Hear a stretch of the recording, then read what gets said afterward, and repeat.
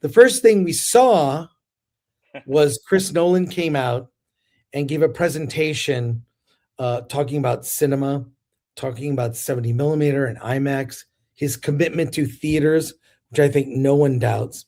We got to see the opening sequence of the Odyssey, which has been in theaters. Yeah. It played before what film? Yeah, so it played in front of Project Hail Mary when I saw the 70 millimeter cut. And so we got to see that in 70 millimeter as well in IMAX. And so it's basically it's the Trojan horse sequence. Yeah, spoilers for a 3,000-year-old story is you see them hiding in the actual Trojan horse, it being brought behind the walls of Troy, and then things happen. Yeah. Well, I don't know if you knew, but the good guys are hidden inside the horse, and then the bad guys bring the horse in, and then at night the guys in the horse come out and then take over the fortress there. Yeah, so that was great. We got to see a whole montage of other scenes from it, but at the top of the Universal presentation, Snoop Dogg came out, and there's a Snoop Dogg biopic that's coming out in 2027 from Craig Brewer, who is the director of Song Sung Blue, one of our favorite movies from last year. He is writing and directing, and they did bring out the actor who's playing Snoop Dogg, who is in real life much shorter. At least a full foot shorter than Snoop Dogg. Yeah, he was. Yeah, I mean, Snoop Dogg's really tall, actually. Mm-hmm. So, but this was surprising. And Snoop Dogg came out. He was amazing.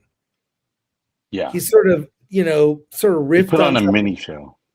Yeah, it was like riffed on some hits, and then even like sort of played with the audience. I feel like he is much smarter than, yes, Gin and Juice was mentioned. He sang it. There's a medley of hits. There was a medley of hits. Gin and Juice was one of them.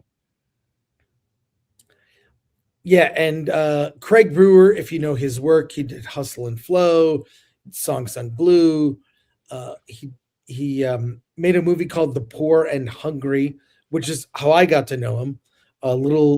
It was actually a very small black and white indie movie. He's a filmmaker from Nashville. He has a love of music. You see it in all of his work, and that's a great combo.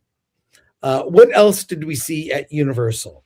Yeah, I think going back to Nolan and the Odyssey, one thing to note is this is the first movie shot completely in IMAX. So it will stay in the IMAX aspect ratio all the way through and not changing. So quite a monumental feat. Yeah, he did talk about that, like in The Dark Knight, that there were the action sequences were shot in IMAX, and parts of his movies have been in IMAX.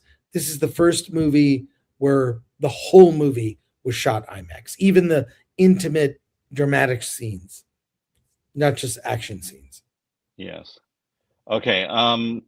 Yet again, Jack Black appears in another one of these presentations for Super Mario Brothers, which is going to hit $1 billion soon.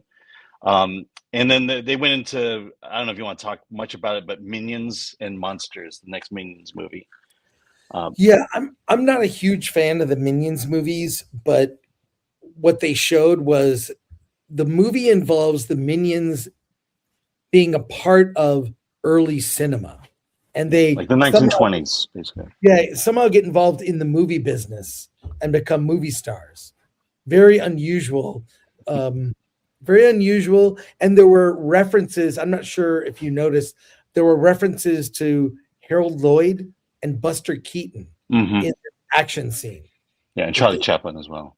Yes, yeah. So kind of cool. The whole thing is like a tribute to old Hollywood. Okay. All right. So I'll go quickly through. Yeah, just go through each movie and let's give our thoughts. So let me know if you want to talk about any of these. One Night Only, starring Monica Barbaro from the Bob Dylan movie, and Callum Turner. Other Mommy is a Jessica Chastain movie, kind of a demon mommy doppelganger story. Yeah, well, Violet. that film, One Night Only. Let's sort of pause and go through Okay. them. So, One Night Only, I have no idea what it's about. Is it a romantic comedy or? It's a romantic. It's a romance. In fact, the title plates leading up to it is an admission that Hollywood doesn't do romances anymore. Yeah, they talked about it, that Hollywood just doesn't make romantic comedies. It was part of the conversation. Yeah, and it looked pretty good. There's a weird plot device in it where I don't want to spoil it. Other Mommy is the Jessica Chastain. She's a demon mommy doppelganger. Yeah, it was. Now that I don't know, is she a clone, a robot? What is it? Is it AI? What? It was something they weren't really clear. Yeah, on intentionally, I will say. I'm going to go with demon. Okay, so then next, Violent Night 2. David Harbour returns as Santa. Santa is now on the naughty list and has to find his way to get off of the list. And Mrs. Claus arrives, played by Kristen Bell. Yeah, and Mrs. Claus is kind of a action hero. She's like a girl boss. She's like a hot girl boss, but not in a bad way. She's just an action star, just like her husband. Exactly.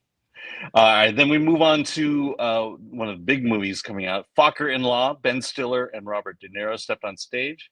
And of course, Robert De Niro can't help himself. He has to inject politics and everything. This one, did he really like? Well, kind of. He mentioned Bill Maher, like, I guess. Yeah, but he didn't really say anything. He didn't say like, but the banter between Ben Stiller and De Niro was great. Yeah, it was so good. I think actually the big thing is that Ariana Grande is now in this movie.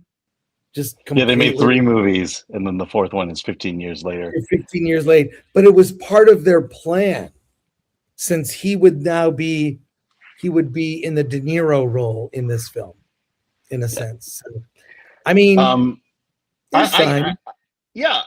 I was a fan of at least the first 2, and I like the fact that it's the Ben Stiller character who still is the butt of all the jokes. She'll let you all know Ariana Grande is white. She's Italian.